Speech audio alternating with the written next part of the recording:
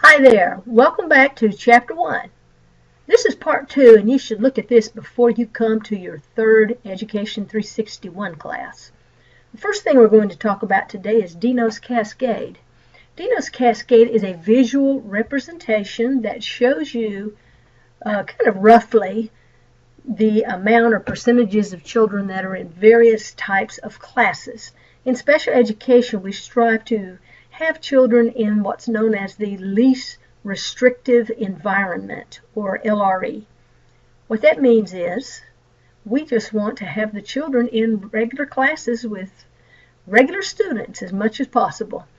But if you look here at the Cascade, you'll see most students with special needs are in regular classes, and they may get some kind of support or supplemental instruction. For instance, they could have if a child is visually impaired, they could have a teacher who specializes in that field come into the classroom once or twice a week, help the child to learn strategies on ways to see better, to be able to access materials, let's say on a computer, or to use large print textbooks or something along those lines. And also, the teacher might be able to help you, the regular teacher, out by taking test materials or other classroom materials and enlarging them and bringing them back for the student to use in class later that week or the next week. The next category you see is this part-time special class. That's what we usually call a resource class. And below that is full-time special class, which is what's also known as a self-contained class. Now, the time factor is what determines if a child is classified as resource or self-contained. What happens is from the time the child crosses the threshold of the school door until the time the child exits that afternoon, gets back on the bus or in the car and goes home, all those minutes count. So all those minutes are added up during the day. Whether the child's at breakfast, homeroom, in any kind of academic class or related arts class, lunch, recess, whatever it may be. All those minutes are added up. If the child receives help from a special education teacher or teachers, because the child could have more than one disability, hence they're saying more than one special ed teacher. But anyway, if the child is seeing them less than half the day, less than 50% of the day, that child will be classified as a resource student. If the child is in special needs programs over 50% of the day, then the child's in what's known as a special education setting, where the child is classified as being a self-contained student. So less than 50% resource student, over 50% self-contained setting. Now below that you see this term special stations. We don't have too many of those anymore, but occasionally in some districts, particularly in larger districts, they may have a school or a wing of a school that's set aside, and it's specifically used to educate children with special needs. But as we try to have more inclusion and mainstreaming, we don't see those quite as much as we did many years ago. Another possibility is homebound services. A child may have either a physical issue or an emotional issue that causes the child to be on what's called being on homebound. In other words, the child's at home, but a teacher, often a special education teacher, is coming to the house and trying to give the child work and instruct the child and help the student to keep up with the rest of the class. Of course, now we have a lot of more modern things like Skype, so that y'all can actually be home and use a computer and see what's going on in the classroom and hear their actual teachers lecture and so forth, as opposed to just having someone go out to the home and work with the child. The smaller number of students are receiving instruction in hospitals or residential or some other kind of care system. Some hospitals, such as Medical University of South Carolina in Charleston, have places where students go, and again, to be more specific, the Institute of Psychiatry at MUSC has a unit where children who have had severe emotional disabilities or some pretty difficult things happen. A child may be undergoing a huge amount of stress, child may be suicidal, or just having severe behavior outbursts where the child can't stay at home or in school, but the child can come there to the hospital and they're getting psychiatric counseling and going through some group sessions and things, but also receiving academic instruction during the course of the day. So every now and then you may have a student who is doing that. So as you can see from this, we have, and this is what we want, most students in regular classes, but then as their needs increase, they move along into what are called more restrictive settings, where they are less likely to encounter the so-called able-bodied, and we'll put quotes around it, normal child. Do you know what normal means anymore? I really wonder myself sometimes. Okay, next slide. Free and appropriate public education. FAPE. Who decides what's appropriate for a child? Well, that falls under the purview of the multidisciplinary team. The multidisciplinary team, or in some places it's called the IEP team, and of course IEP, again, the Individualized Education Plan team, which consists of the parent, various school employees, might be a regular class teacher like yourself, could be special ed teacher, maybe a speech therapist, could be a principal, guidance counselor, or assistant principal, and some district office folks sometimes, such as a special ed consultant or director may be there. So usually they decide what is the best placement for the child. Occasionally, though, and there's a lot of disagreement, things may even go to court, or a court may order a school district to place a child in a specific program because this child has such severe needs or has committed some crime or something. Well, who's in these programs? Again, ages 3 to 21. Remember that. If you're age 3 to 21 and enrolled in public school, you have a right to an education of some form. Now, it doesn't mean you're going to get the Cadillac of education programs. Okay? Might be the old beater used up car version, but that you are entitled to education. Well, sometimes parents disagree totally, or the district may disagree totally with what a parent wants, and they go to mediation. When mediation happens, that means that the district contacts the State Department of Education. They give them a list of people who are trained to be mediators, and the district can call and get one of those folks to come down to the district. They will review the child's records, interview teachers, may even interview the student, depending on the child's age and capabilities, but mostly will confine themselves to interviewing parents and the school personnel. And they have a hearing. Districts often don't like to do this because the district usually has to pay for the mediator to come, and it can get quite expensive. Not unusual for a mediator to get paid $1,500, $2,000 just for one case. So you can imagine school districts try not to have to do that. Or it can go on to court. But usually when there's mediation involved, the parents have agreed that whatever the mediator says should happen is what will happen. Children, once they turn 18, are considered adults. However, there are cases of children who turn 18 who have severe either intellectual or emotional problems and are not considered competent to make decisions for himself or herself. In that case, the parents usually are the ones who will want to go to court and have the child declared incompetent. I'll give an example. I know someone who had a grandchild who was about to turn 18, but she was severely intellectually disabled, had severe cerebral palsy, could not talk, could not feed herself, could not be toilet trained. A child that disabled is really not capable intellectually of deciding, I want to be in this particular class or that particular class until I turn 21. So the parents had to go to court and take all the documentations from the school, and sometimes school psychologist, special ed director, or special ed teacher may have to go to the incompetency hearing in court and testify as to what the child's capabilities are and what's the long-term prognosis for this child. May also involve some medical personnel sometimes. And then a judge will decide if the child is competent or incompetent. And if incompetent, that means the parent has the right to make all the educational and medical decisions for that child. What about discipline? Boy, oh boy, that is one thing. If you can master classroom management and discipline, especially for children with special needs, you have really accomplished something as a teacher.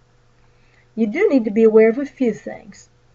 All students, particularly those with special education needs, have the right to be notified, verbally and in writing, if or when they are being suspended from a school bus, from a classroom in-school suspension, or out-of-school suspension. And parents also have this right. There have been some really sad cases where, a child was given a letter saying she was suspended from school for 3 days. The child hid the letter from the parent, went out the next day, and pretended to be going to school, and then something bad happened to the child. And that's happened even in our local community before. So school districts are required to notify the parents, and that can be via an email to the parent's work site, telephone call, a registered letter, or a home visit, or something along those lines, to make sure the parent understands that the child is being suspended and why. If the child has committed a severe violation such that he or she may be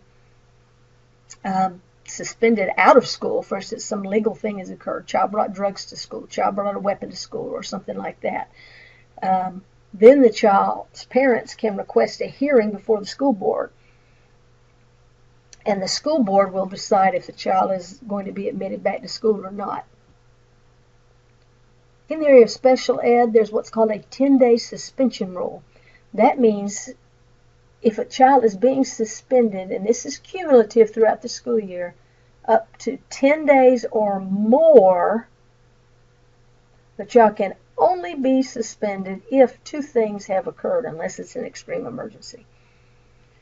These two things are: there must be a functional behavior assessment conducted on the student that involves those involved with the child, such as regular class teacher, if there is a special ed teachers, and other personnel who will complete forms on the child stating what are the misbehaviors that this child commits. Can we tell what causes them? Can we tell if it's only happening at a certain time of day or in a certain class setting? And all this information is filled out and turned into the school psychologist, who reviews the information from everyone. Then there's a meeting that's held where all of those, and it's pretty similar to a multidisciplinary or IEP team, where people get together, the parent, again, various school personnel, as were mentioned earlier, and they write what's called a behavioral intervention plan, or BIP. Now, the functional behavior assessment is known as an FBA. And now we have the BIP, behavioral intervention plan. In that plan, we write down 2 or 3 of the main problems or issues that the child has. Then we give steps that say, if the child commits these things again, these are the things that will happen. And it runs the gamut, kind of like a regular class discipline plan might. It can be as simple as, teacher gives the child a verbal warning, all the way up through child is referred to the office, or child may be suspended out of school again for severe violations of the plan. Also, there are some incentives or rewards tied into this plan. That if a child can decrease or cease to commit some of these actions that are negative ones, child will get a reward. It might be parents say, I'm going to let you rent a movie from Redbox, or we're going to take you out for pizza Friday night if you bring home a good note this week. Any of those kind of things that can be done will be done. Child may just want to have lunch with a favorite person at school. If something like that can be arranged, that's a whole lot better than putting a child out of school. There also can be what's called a manifest determination hearing. Now, what this means is, again, the multidisciplinary team would reconvene, and we'll try to decide, is what this child did an action that the child really cannot be held responsible for. Okay, now this may sound like a silly example, but I'll give it to you. Let's say we have a child whose IQ is about 50. This child trips, and in the process of falling out in the hallway, hand goes up, hits the fire alarm, and the fire alarm goes off in school. Now, under normal circumstances, a child could be expelled from school. and could be charged with a crime for pulling a fire alarm. But it was not an intentional act. The child tripped, maybe over a book bag or something on the floor, and a hand inadvertently hit the fire alarm and made it go off. Well, common sense would tell us, no, this child with this IQ level did not do this intentionally, and so the child should not be suspended. So the school would come up with something else, like helping the child make sure that he knows how to look around when he's walking through the building. Make the child aware that, don't touch that. That's something for adults to use and not you. So just basic common sense really should apply in many of these cases. How about assessing children to go into special education? Well, first screenings are conducted if a child is referred during the student intervention team or response to intervention committee. The school nurse may check the student's eyes and ears. Now, that's just a rough screening. Because they passed the eye screening at school does not mean there could not be something wrong with their eyes, because there still could be. It just didn't show up on the gross screening for vision and the hearing test. The only way to really know, of course, for a child to go to an audiologist or to an optometrist or ophthalmologist if there's a question about the vision. Some children are too young and immature or too intellectually disabled to really follow the directions for those kind of tests. And you remember, we all had them in school. You stand up, you look at the letter chart, and you cover one eye, and you point which way the letter goes. Or if you're old enough to know the alphabet, you'd read a row of letters. The hearing test, they put the little headphones on you, and it went beep, beep, and you had to raise your right hand or raise your left hand every time you heard the sound. Well, some children cannot even understand that. And those are type of directions and can't follow directions, so they have to go on to a professional person who has special training in how to test that child. A regular teacher during the response to intervention or student intervention team planning process would be responsible for what you usually are responsible for, which is collecting work samples of anything the child does. A special education teacher might give the child a screening test, such as the Wide Range Achievement Test, WRAT, commonly known as the RAT, which is a funny name, but all it is really a very broad, gross screening device that's used to say, okay, this child can read words on this level. This child can spell words on that level. This child can do simple math computation on a certain grade level. Sometimes this guidance counselor, though, is the one who gives that test. Now, if all these things indicate that the child really does seem to have some severe problems, and severe meaning the child may be functioning 2 or more years below their grade placement, then the child may be referred to the school psychologist. And school psychologists usually have a master's degree and more, and they are trained in how to give the proper kinds of IQ tests and other sorts of achievement tests to students. Also, we look at state-mandated tests. For instance, under the No Child Left Behind Act, students have to take certain tests that are determined by your state legislature or the Department of Education in any given state, including South Carolina. However, there are alternative tests that can be given to students. Some states allow off-level testing, meaning the child could be in 6th grade but can only read on a 1st grade level because she has an IQ of 42. Well, in that case, she may be allowed to take a 1st grade test just to see what she can do. Or there may be some other measure that's being used in that particular state during that time frame. There are very few exclusions from this. Pretty much only children who are severely and intellectually disabled, trainable level, or moderately disabled are the ones who are excluded from taking the state test. And even when that happens, the special ed teachers have to do a lot of documentation through the year to show if the child is or is not achieving the skills on their IEP. So just something you need to be aware of. As a classroom teacher, you may or may not have to use testing modifications. For instance, on the child's IEP, it may say that in regular classes, the child is allowed to use some kind of technology, let's say a computer with a enlarged screen. Well, if that's the case, it shouldn't just be the case for those state tests. It should be the case all throughout the school year. Or that a child can have verbal directions given during a reading test. In other words, you read the directions to the child rather than the child being expected to read it for himself or herself. If you, the regular teacher, don't have time or not able to do that, that's where a special education teacher can help you out, or a teacher's aide can, by reading the directions to the child. Those would be examples of test modifications or accommodations. Let's move on now to slide 9, and we're going to talk about Public Law 99-457. Which helps say that, yes, the little ones must be looked out for, and that preschool children with developmental delays are allowed to come to public school beginning as young as age 3. And they may receive assistance under the preschool program up through age 7. Though, to be honest, a lot of the children, by the time they reach age 6 or 7, transfer on into some other category of special ed. But anyway, these children, especially the young ones, 3, 4, 5 years old, often they're in some kind of self-contained preschool class, or PDD, for about half a day. And if they're able, they may go in a half-day kindergarten or CD, child development class for 4-year-olds. So just need to be aware, if you're in the early childhood program here at CSU, the child may be in your class for a fourth or half a day, and then be in a special needs class the other part of the day, and you'll work with that teacher to make sure that you have some things that child can do.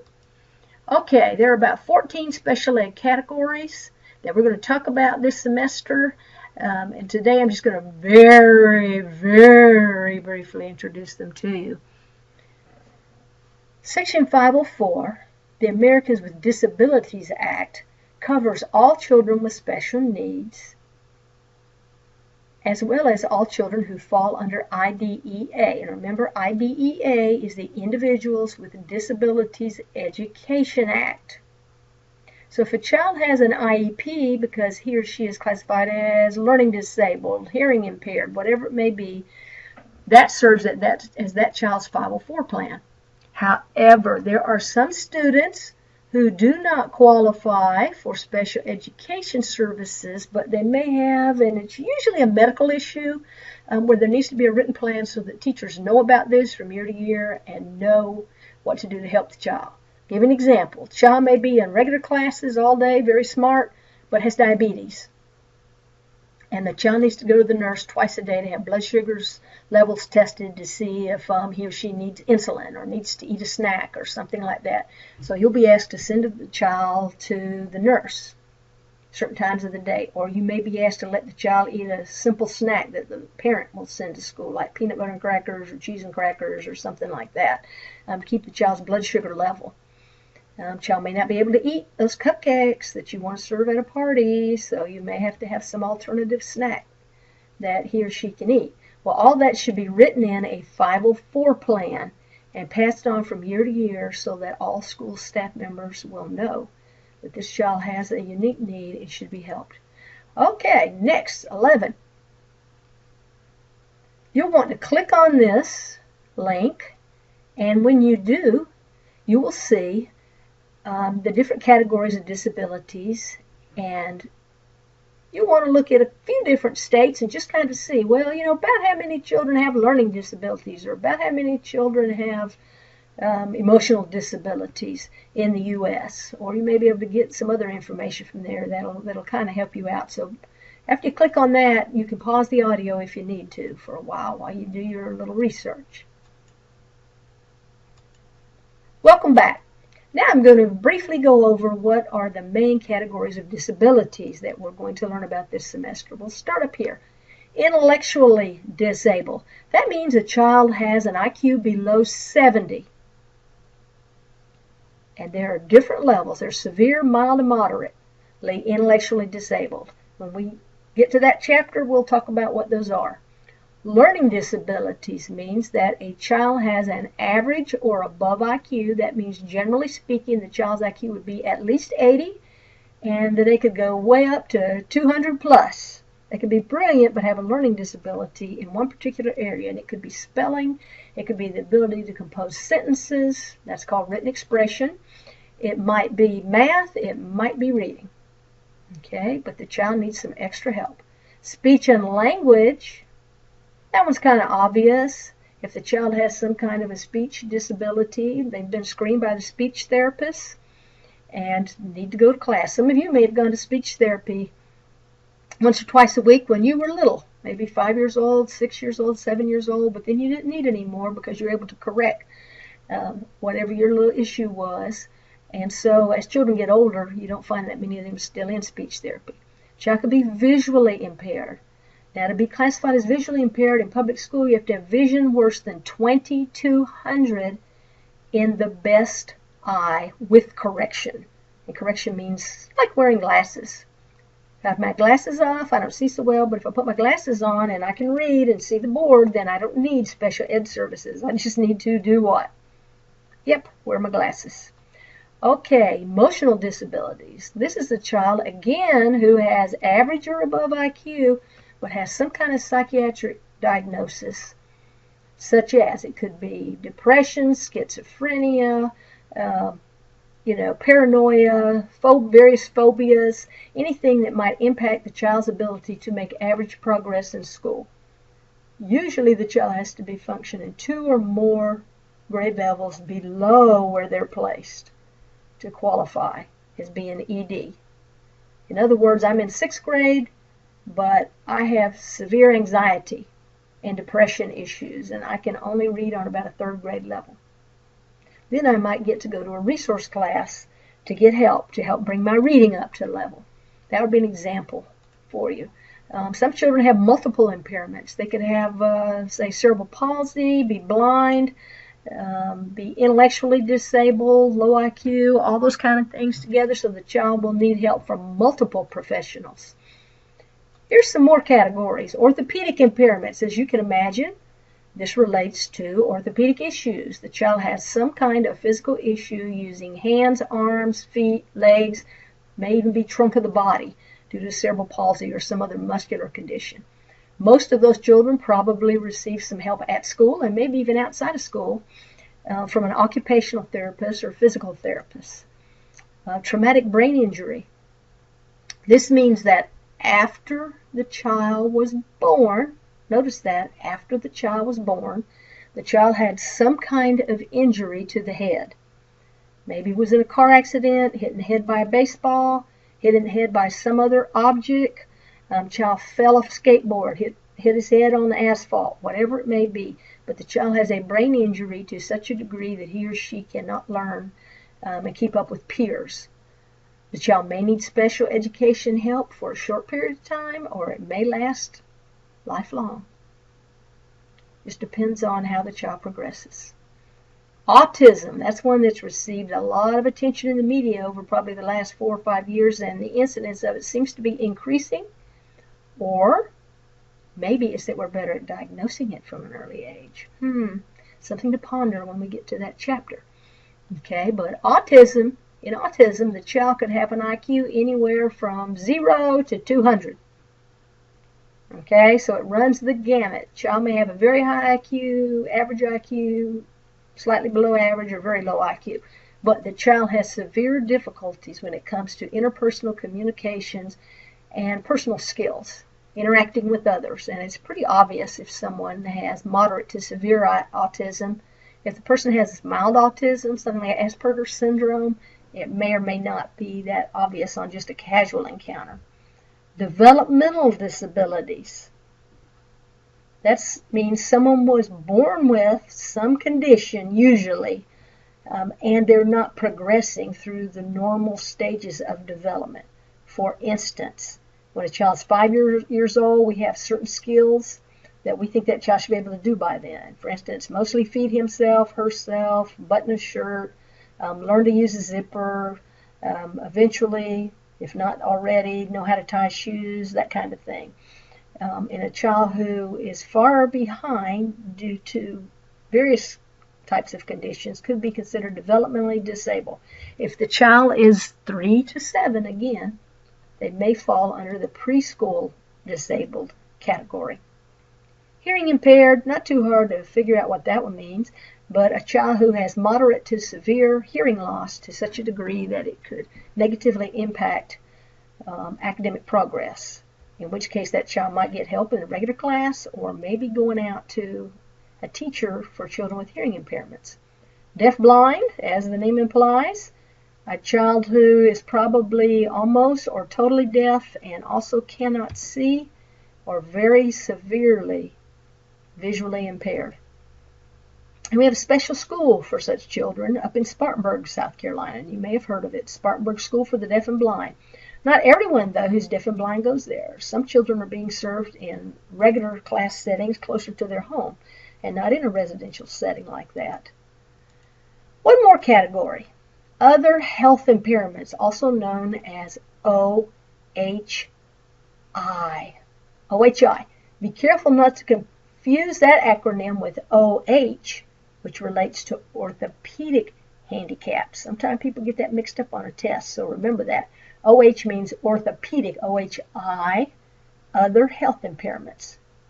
But these other health issues must be to the extent that they impair the child's academic performance. For instance, a child has attention deficit disorder or attention deficit hyperactivity disorder, epilepsy, could be other things, Fragile X, leukemia, cancer, or something else that is causing this child maybe to miss a lot of school, or also perhaps just to function low in school when they aren't able to be there. State standards. Yes, students with special needs have to participate in learning state standards. But again, the more disabled the child is, the less we would expect or anticipate the child would be able to do. Can you think of some examples of that? Think of some standards you know for your subject area. And then pretend that you have a student who is intellectually disabled or who perhaps is visually impaired or has autism to some degree. What are some things that child would not be able to do? Write that in your notes. Be sure and bring your notes from both the first and second PowerPoints for Chapter 1 to our next class. You'll be glad you did. Thanks for listening in, and I'll talk to you next time on Chapter 2.